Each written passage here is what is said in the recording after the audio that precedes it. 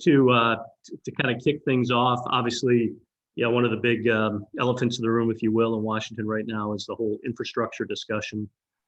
And we have two competing, I guess, options to look at. One from the administration, one from the Republicans in the Senate. As you've had an opportunity to kind of look at that, how might whatever gets resolved, and you can maybe address that first, where you see that heading, but how might that trickle down into the North Texas and Richardson, Plano economies? And sure. Well, let me begin from the premise that infrastructure is really important. When you read Adam Smith's book, Wealth of Nations, published in 1776, he says government's supposed to do four things: education, security, justice, and infrastructure, right? So roads and bridges are a core function of a well-functioning government. In my time in the state legislature, I was proud to take additional revenue streams and dedicate them to transportation. And so we took the new vehicle sales tax and part of the severance tax revenue stream and dedicated that to new roads. And it vastly increased the dollars going into new road construction in the state of Texas. And that's because the gas tax is not kept up with, it's not enough revenue. So now the gas tax is actually a fractional percentage of what we spend on roads in Texas, which also tells you that you would have to, if you wanted the gas tax to pay for all of it, you would have to quadruple it or triple it at least. So, and that's what I'm advocating for in Washington, is saying, hey, let's dedicate some revenue streams toward transportation. You need a funding source that is reliable and adequate for transportation. And I want to thank you guys for caring about that. Your chamber has always been an advocate for transportation. And I think that's just been so important. And I'll say that, Collin County has certainly been blessed by the decisions that it made, and these are, I stand on the shoulder of giants. I mean, Congressman Johnson, Senator Shapiro, those people, worked hard hand in hand with people like you to make sure that, Collin County had the roads that it needed to grow. And it's been incredibly successful. I think they made the right decision there. And I want to continue to see that we're making the right decision. The president's proposal, it's called an infrastructure package. It's very little infrastructure. It actually, I think, it's 6% infrastructure, 9% infrastructure. Very, very, very. It's mostly not infrastructure. The Problem Solver Caucus. We had a meeting last week. We actually had a full day meeting, House and Senate. Actually, our own Senator John Cornyn was actually at that meeting. Bipartisan meeting, bicameral meeting, right? So we had senators and House members. Both parties in the room in that conversation, and in the House Problem Solver Caucus. So the Senator Cornyn is part of a group called the Common Sense Caucus. 10 Republican senators, 10 Democrat senators, and they're sort of we sit down and talk together, and I think that's really important. Last year we got the $908 billion COVID package through, and that was really a problem solver package that was put together by the Common Sense Caucus in the Senate and the Problem Solver Caucus in the House, meeting together, having a series of frank conversations, and really coming up with something that was passable, that worked, that was passed in law. What's interesting about what the Problem Solver Caucus in the House put out is they said, look, we really think that infrastructure is roads, bridges, ports, and expands as far as broadband, and really stops there. And so I think that there's a consensus in our group that that's what constitutes infrastructure. You're not all these other things that the administration has lined out. That just isn't what I would think of as infrastructure. And so, but I'll go back to my core comment, which is that the way that you should do infrastructure is not, oh, we had an economic downturn, we need to stimulate the economy, let's throw some dollars at infrastructure. It should be, let's take some revenue streams that we know will be there, that we know are adequate, that will then in turn make sure that we are building infrastructure that is second to none in the world. And that's, I think, very critical for the United States' continued future development. And I know that's where you guys are. And so I'm grateful for your advocacy for transportation. So let's talk about pay for us. So you kind of alluded to that, I guess. So you think a gas tax increasing the gas tax proportionately, or something along those lines would help. Yeah, I was in the state legislature. I never really caught into that. I didn't think it would be adequate. I didn't think it would really. And the other thing is, you see the gas tax revenue stream going down. I think you want to take additional revenue streams, right? So again, in Texas, we took the new vehicle sales tax. We took the severance tax revenue stream that was going to the rainy day fund. If we thought the rainy day fund was full, then half of that would go into Fund 6, which is the constitutionally dedicated transportation revenue stream. So you want to make sure that you've got additional, and transportation is inadequately funded at the federal level. The gas tax is not adequate. And so you've got to find additional revenue sources, and saying, hey, we're to borrow a bunch of money when we're in hard times that's no way to run a railroad. You've got to be building roads year in, year out. You got to have a revenue stream. And Texas has done that. And that's why I'm optimistic that we can do something like that in Washington. And so that's where I am. I mean, you've got to dedicate some revenue streams that are adequate and are reliable. Okay. Let's turn now to you got a new committee assignment this year for Right. Financial services. Obviously, you represent a lot of fintech and financial services companies in your district. What are some things that the committee or subcommittees are working on now that again would benefit our business community, or perhaps be afraid of? Sure. I mean, where I come from, I'm very business oriented in the way, I think that, if you want to be a wealthy, successful, powerful nation, you've got to have successful business interests, right? I mean, that's where your success comes from. And so government needs to help. I don't think it needs to subsidize, but it needs to make sure there's a level playing field, make sure that everybody knows, what are the GAAP accounting standards? What is insider trading? It needs to provide justice, needs to provide the regulatory environment that's beneficial to those businesses. And unfortunately, what I find myself in financial services is watching, my dark-haired colleagues try to layer on regulation after regulation, so many of which I don't understand or can't really figure out where they're coming from, and then watch them turn around and say, hey, there isn't enough access to capital, isn't enough access to financial services. We need more but their answer is more regulations, which then increases cost, reduces access, reduces innovation, right? It makes it illegal to try to do new and different things, sometimes without good reason. So I'm in a very different political environment than what I grew up in Austin, which is one that is constantly going to business and saying, hey, how can we help you? How can we make sure that you're successful? How can we make things go faster and better for you and the success of your businesses? And I'll make this comment, the anti-business environment that many businesses see in blue states continues to drive businesses to our community. I mean, North Texas continues to see more and more businesses wanting to leave blue states as they feel the anti-business regulatory environment, whatever. I mean, one act, I'll just highlight the PRO Act, which is a very pro-union act.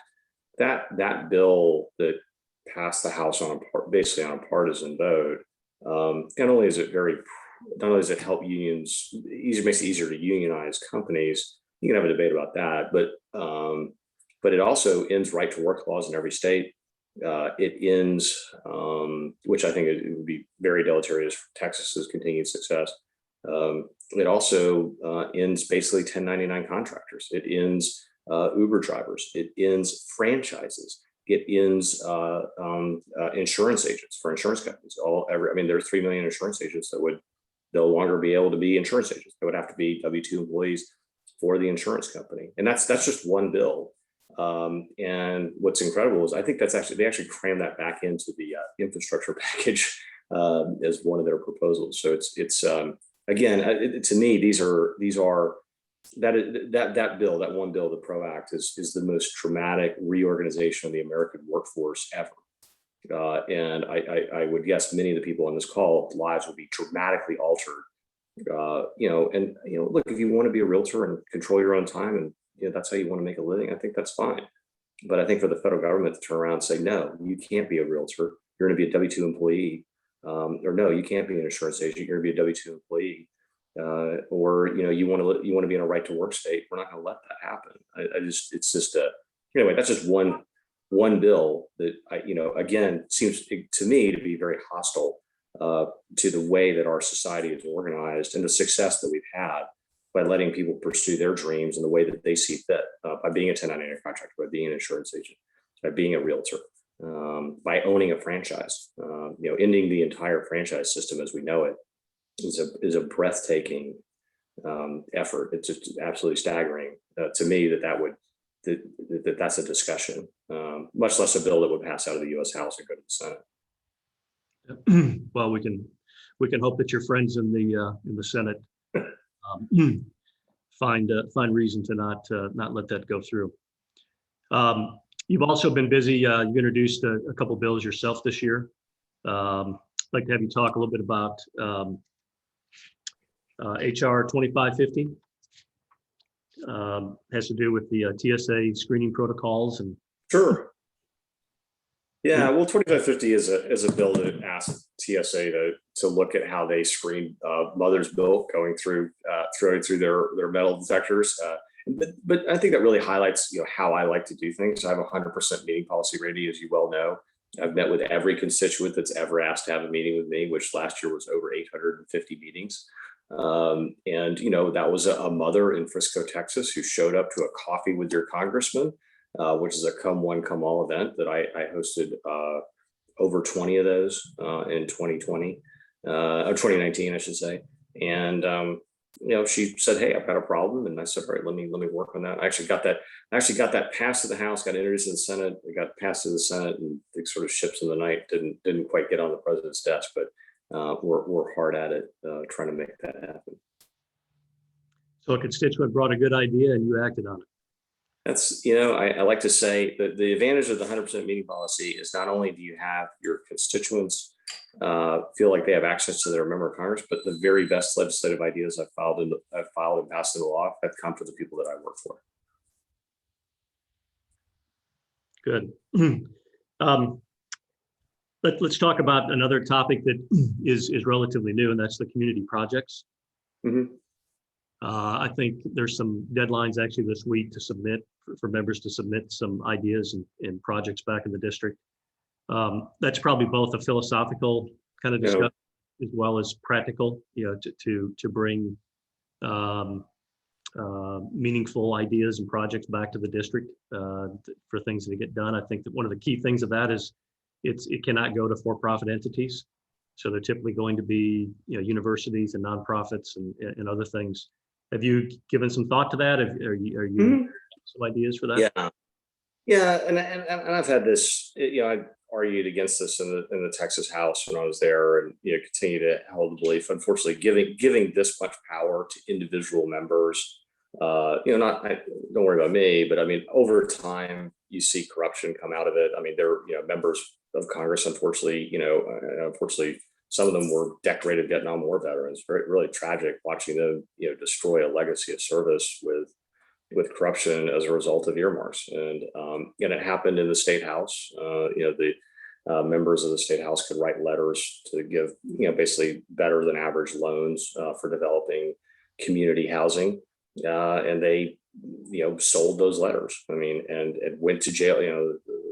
The state representative in question went to jail for it. I mean, and so I think I think a legislative body shouldn't individually have that kind of power. I think it's a mistake. I realize that, the powers that be in Congress have decided to put a lot of guardrails around it. And you mentioned a couple of those, hey, no for-profit entities. It's got to be public. You got to have community supports and things like that. How many times do you have to send people to jail to realize that this one probably won't work? And so I hope nobody goes to jail in the next decade. But history's not on history's against my hope. So I hope it works. So not to state the obvious, I mean, I've been, I'm not actually, I think it's the first time anyone's asked about it publicly, but I will not submit any of those. I don't plan on submitting any of those. I think that it is highly problematic. And I think again, I hope I'm wrong. I hope you're right. I hope it works great. But I've seen it blow up in a number of places. And I mean, and there are a lot of people, unfortunately, that have gone to jail who began to serve for all the right reasons and got mixed up and crossed around. And next thing they know, they're going to jail, and they've really shamed the institution they were there to serve. Well, you're correct. History is on your side. Yeah, I hate it when I'm right. I hate it. I hope they put the guardrails in place that it'll work, but we'll see.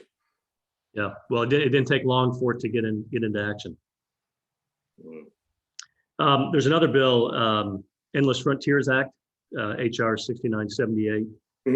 At least right now, it has a fair amount of bipartisan support. Heavy technology issues in that bill, everything from broadband to cybersecurity. Obviously, Richardson, North Texas, very interested in anything that deals with cybersecurity and technology change. Do you have some thoughts on that bill? Do you plan on maybe co-sponsoring it down the road? It's really expensive. Yeah, look, total government's too big, spends too much. I mean, it's total government spending in this country is 42% of US GDP. I mean, so for every dollar you make, 42 cents is taken by government to go do something else.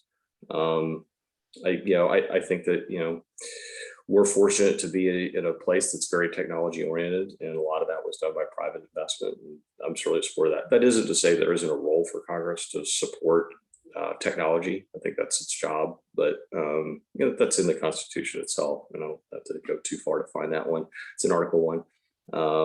But anyway, that particular bill, it seems to be pricey. Okay. Want to compliment you and your staff. I know during this year of COVID, so many small businesses affected in your district in Richardson. And I think you guys had some great, I was on some of your calls, you had SBA folks on there and banking people, and just gave a lot of direction, leadership, and help during the PPP loan process. What else can be done? Not all the funds have been used. Yeah, let me just jump in there and just say that we've been very much worked hand in hand with banks and borrowers alike to understand the process, and then to hear what the problems were. And I mean, there are questions that have come out of our district, gone to the Treasury, and then you've seen FAQs 2 days later, explaining what that problem was. So we have worked hard to help our businesses, help our banks understand, navigate through the PPP process, through the EIDL process. We are unfortunately kind of coming to a series of really challenging problems with the SBA. They were very overloaded by the PPP program, and then they got jammed pretty hard.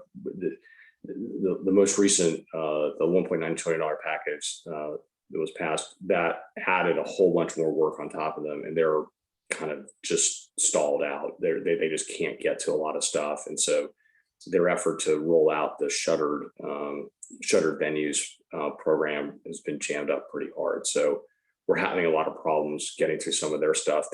That agency has done phenomenal work, but I think they got asked to do too.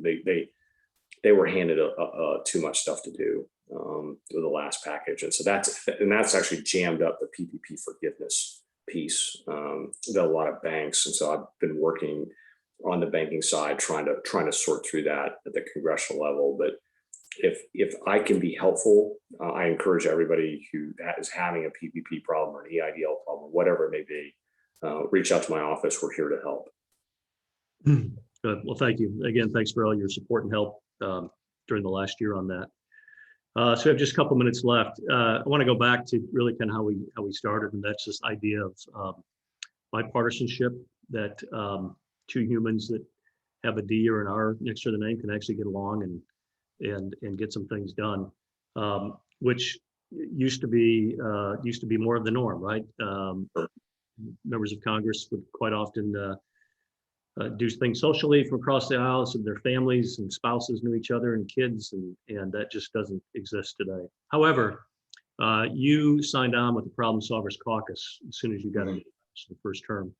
And that seems to be a group, what is it, 56 members? It keeps growing. We're 58 now. So 58, okay. I keep finding more people that want to join. Well, it's one of the only games in town, right? If you want to sit down and have an honest conversation about whatever issue it is, immigration, taxes, transportation, and not just a conversation R&D, but House and Senate.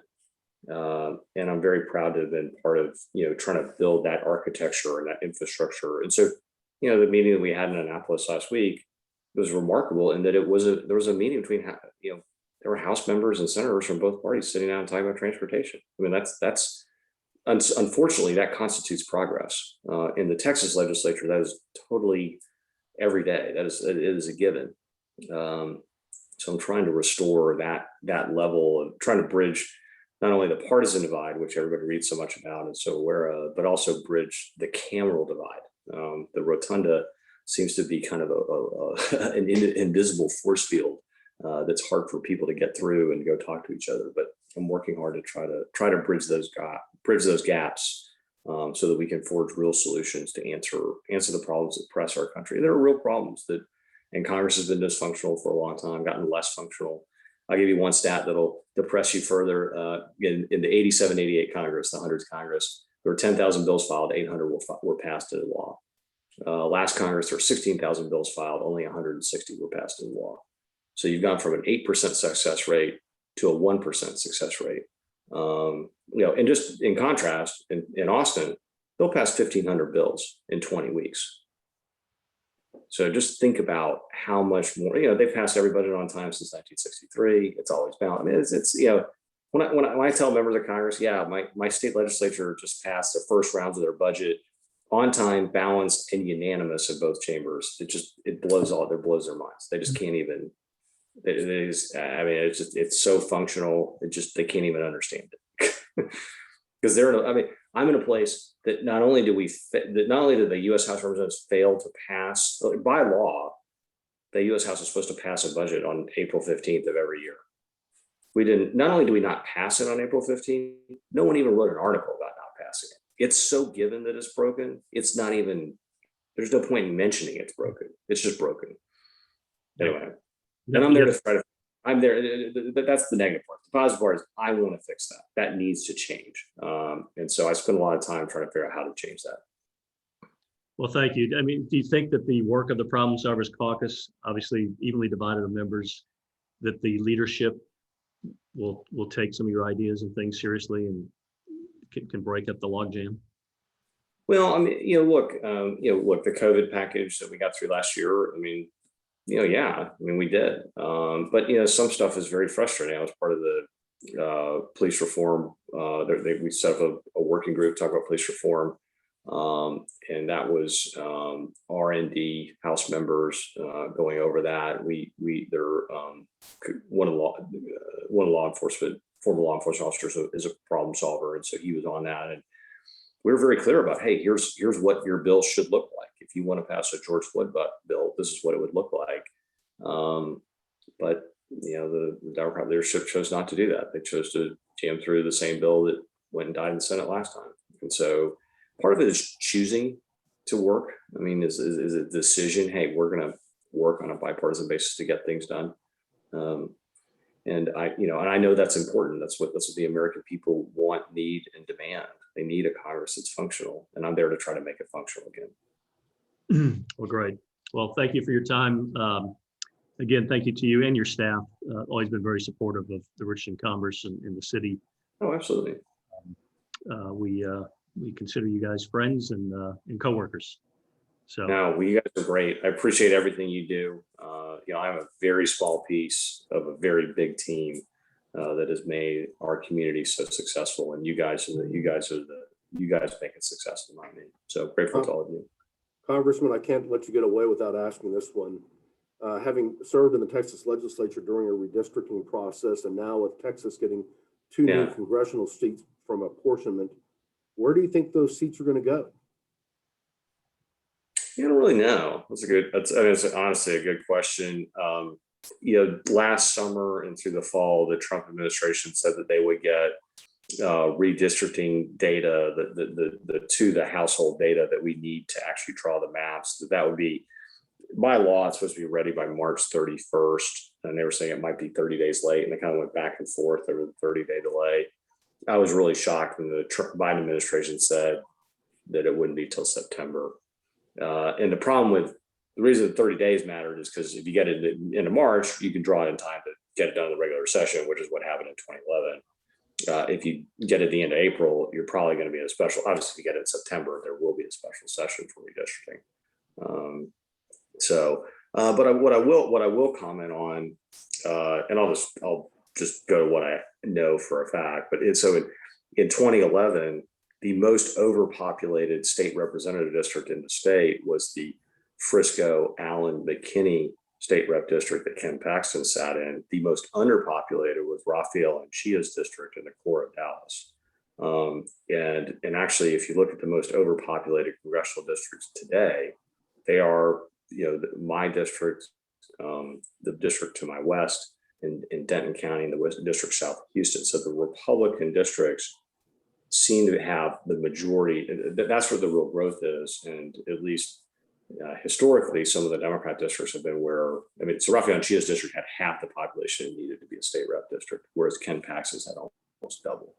So it's very dramatic, these population shifts around the state, and where you see and good governance matters, right? If you've got safe streets and good schools and you're growing jobs, people want to move there, and people are drawn to that and attracted to that.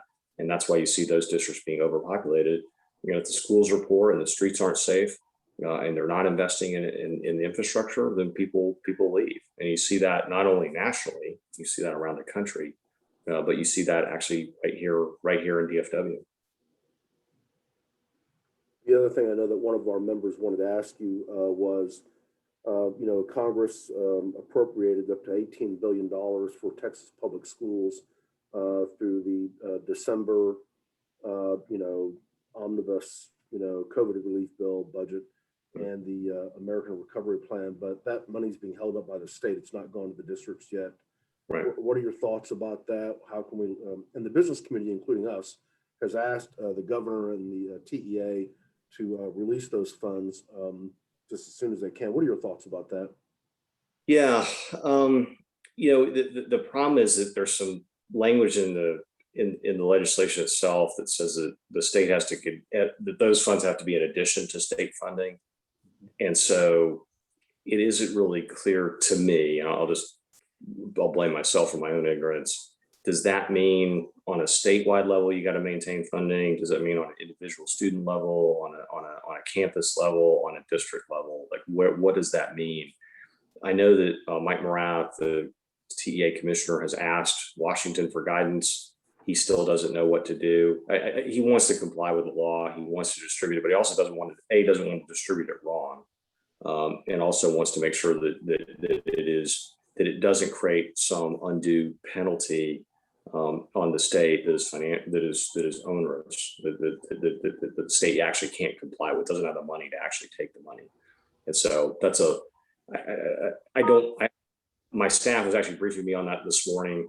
It is a very long and somewhat confusing discussion, but I would submit to you that Commissioner Morath wants to do the right thing. I've always known him to be a very honorable person, and he has not gotten the guidance that he needs to be able to faithfully execute, his duties and to understand how to distribute it. So it isn't for lack of asking. It's just, and I have to admit, I don't fully understand why the administration in Washington won't just give, hey, this is what the answer is. But I don't think they really know either.